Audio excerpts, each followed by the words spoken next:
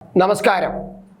നവോത്ഥാന കേരളത്തിന് വേണ്ടിയിട്ട്, നവകേരളത്തിന് വേണ്ടിയിട്ട് നമ്മുടെ മുഖ്യമന്ത്രിയും മന്ത്രിമാരും വളരെ കഷ്ടപ്പെട്ട് ബുദ്ധിമുട്ടി പാടുപെട്ട് യാത്ര ചെയ്തുകൊണ്ടിരിക്കുകയാണ്. AC വാഹനത്തിൽ, ആഡംബര വാഹനത്തിൽ. ആ യാത്രക്കിടയിൽ നാട്ടിലെ മതിലുകൾ പലതും തകർന്നു വീഴുന്നു. അതും സർക്കാർ സ്ഥാപനങ്ങളിലെ, സർക്കാർ സ്കൂളുകളിലെ മതിലുകൾ പലതും തകർന്നു വീണു. ഇതുവരെയായിട്ട് 13 മതിലുകളാണ് ഈ നവകേരളം കെട്ടിപ്പടുക്കാൻ വേണ്ടിയിട്ടുള്ള ആ ഉദ്യമത്തിൽ, ആ വലിയ പ്രവർത്തനത്തിൽ 13 വിദ്യാലയങ്ങളുടെ മതിലുകളാണ് തകർന്നിരിക്കുന്നത്.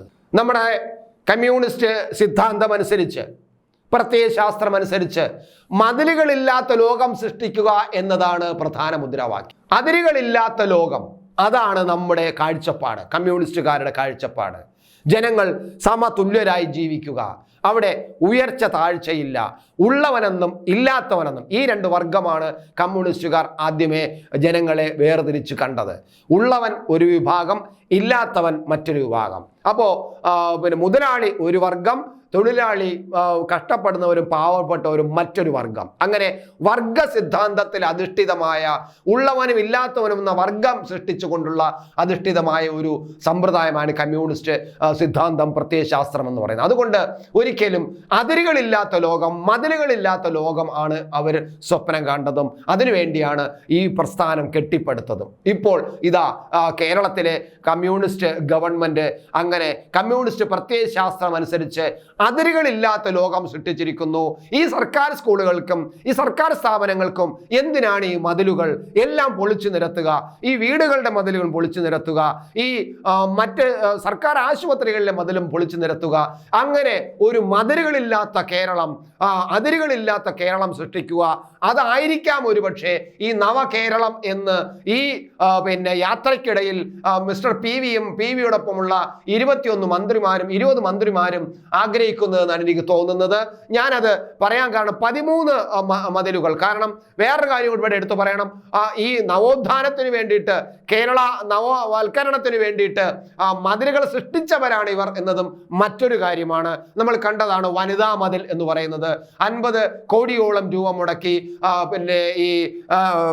ഈ കുടുംബശ്രീ പ്രവർത്തകരെയും തൊഴിലുറപ്പ് പ്രവർത്തകരെയും നിർബന്ധപൂർവം കൊണ്ടുവന്ന് അവരെ അണിനിരത്തി വലിയ വലിയ തുകകൾ ചിലവഴിച്ച് വാഹനങ്ങളിൽ കൊണ്ടുവന്ന് മതിൽ സൃഷ്ടിച്ച് നമ്മൾ കണ്ടതാണ്. അവിടെ ഒരു നവോത്ഥാനത്തിന് വേണ്ടിയിട്ടും നവകേരളത്തിന് വേണ്ടിയിട്ടും അപ്പോൾ മതിൽ സൃഷ്ടിച്ചുവെങ്കിൽ ഇപ്പോൾ നവകേരളത്തിന് വേണ്ടി മതിൽ പൊളിക്കുകയാണ് ചെയ്യുന്നത്. എന്താണ് ഇവർ ചെയ്തതെന്ന് ഇവർക്ക് അറിഞ്ഞൂടാ. ഇവരോട് പൊറുക്കേണമേ എന്ന് കേരളത്തിലെ ജനങ്ങൾ യേശുക്രിസ്തു പറഞ്ഞതുപോലെ പറയേണ്ട അവസ്ഥ വന്നിരിക്കുന്നു. എന്തായാലും ഒരു കാര്യം, യാത്ര 13 മതിലുകൾ ഏതൊക്കെ നമ്മൾക്ക് പറയാം. ഇതുവരെ ആലപ്പുഴ എത്തുന്നത് വരെയാണ് ഈ പറയുന്നത് 13 മതിലുകൾ. പ്രധാനമായിട്ടും പാലക്കാട്ട് നെന്മാറ ബോയ്സ് ഹൈസ്കൂള്, അത് കഴിഞ്ഞിട്ട് ഇതുവരെയും മതിൽ പുനർനിർമ്മിച്ചിട്ടില്ല. പൊളിച്ചപ്പോൾ പറഞ്ഞ് ഉടനെ പുനർനിർമ്മിക്കുന്നു. പക്ഷേ 11 ദിവസമായി ഇതുവരെയും അത് പുനർനിർമ്മിച്ചിട്ടില്ല. എറണാകുളത്ത് 3 സ്കൂളുകളുടെ മതിലുകളാണ് പൊളിച്ചത്. പറവൂർ ഗവൺമെന്റ് സ്കൂളിൻ്റെതും, കോതമംഗലം മാർ ബസേലിയസ് സ്കൂളിൻ്റെയും, പിന്നെ പെരുമ്പാവൂർ ഗവൺമെന്റ് BHSന്റെയും 3 മതിലുകളാണ് അവിടെ പൊളിച്ചത്. ഈ പറവൂർ നഗരസഭ ഇതിനെ എതിർക്കുകയാണ് ചെയ്തത്. കാരണം VD സതീശന്റെ മണ്ഡലമാണ് പറവൂര്. അവിടെ എതിർക്കാനുണ്ടായത്. പക്ഷേ അവിടെ വലിയ വിഷയങ്ങളുണ്ടായി. ഞാൻ അതിനെക്കുറിച്ചും പറയാം. എന്തായാലും അവിടെ 3 മതിലുകൾ. അത് കഴിഞ്ഞാൽ വരുന്നത് മലപ്പുറത്താണ്. മലപ്പുറത്ത് 2 സ്കൂളുകളുടെയും ഒരു കോളേജിന്റെയും, ആയുർവേദ കോളേജിന്റെയും മതിലുകളാണ് പൊളിച്ചത്. 2 സ്കൂളുകൾ എന്ന് പറഞ്ഞാൽ മലപ്പുറത്ത് തിരൂർ ബോയ്സ് ഹയർ സെക്കൻഡറി സ്കൂളിന്റെയും അതുപോലെ അവിടുത്തെ ഒരു ആയുർവേദ കോളേജിന്റെയും, അങ്ങനെ 2 സ്കൂളുകളുടെ മതിലുകളും കോളേജിന്റെ മതിലും പൊളിക്കുന്നു. അതിന് തൃശ്ശൂര് 2 സ്കൂളുകളുടെ മതിലാണ് പൊളിച്ചത്. Mala saint Antony's higher secondary സ്കൂളിന്റെയും ചെറുതുരുത്തി ഗവൺമെന്റ് ഹയർ സെക്കൻഡറി സ്കൂളും, അങ്ങനെ 2 സ്കൂളുകളുടെ മതിലാണ് അവിടെ പൊളിച്ചത്. ആലപ്പുഴയിൽ മാവേലിക്കര ഗവൺമെന്റ് BHSന്റെ ഗവൺമെന്റ് ഹയർ സെക്കൻഡറി സ്കൂളിന്റെ മതിൽ പൊളിച്ചു. അതും നമ്മൾ എങ്ങനെയാണ് മാവേലിക്കരയിലുണ്ടായ വിവാദങ്ങളും പ്രശ്നങ്ങളും മതിൽ പൊളിച്ചതും ഉണ്ടാക്കിയതും ഒക്കെ നമ്മൾ കണ്ടതാണ്.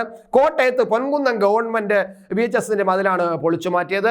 പമ്പാടി ഗ്രാമപഞ്ചായത്ത് ഇതിന്റെ ചുറ്റുമതിൽ കെട്ടി. അങ്ങനെ ഒരു ചില വിഷയങ്ങളൊക്കെ ഉള്ളതാണ്. എന്തായാലും കോട്ടയത്ത് ഈ പറയുന്ന പൊൻകുന്നം ഗവൺമെന്റ് സ്കൂളിന്റെയാണ്. അങ്ങനെ ഇനി തിരുവനന്തപുരത്ത് എത്തുമ്പോൾ എത്ര ഗവൺമെന്റ് സ്കൂളുകളുടെ മതിൽ പൊളിക്കും എന്നത് കാണേണ്ടിയിരിക്കുന്നു. എന്തായാലും കൊല്ലത്ത് ഒരു അമ്പലത്തിന്റെ മുന്നിലുള്ള പിന്നെ രാജസദസ്സ് അവിടെ പാടില്ല എന്ന് ഹൈക്കോടതി പറഞ്ഞിരിക്കുന്നു. അതിൽ നിന്നും പിന്മാറിയിരിക്കുകയാണ് ഇപ്പോൾ നമ്മൾ കാണുന്നത്. എന്തായാലും ഈ മതിലുകൾ പൊളിച്ച് മുന്നോട്ട് പോകുമ്പോൾ മതിലുകളില്ലാത്ത ലോകം സൃഷ്ടിക്കാനായിരിക്കും എന്ന് നമുക്ക് ആശ്വസിക്കാം.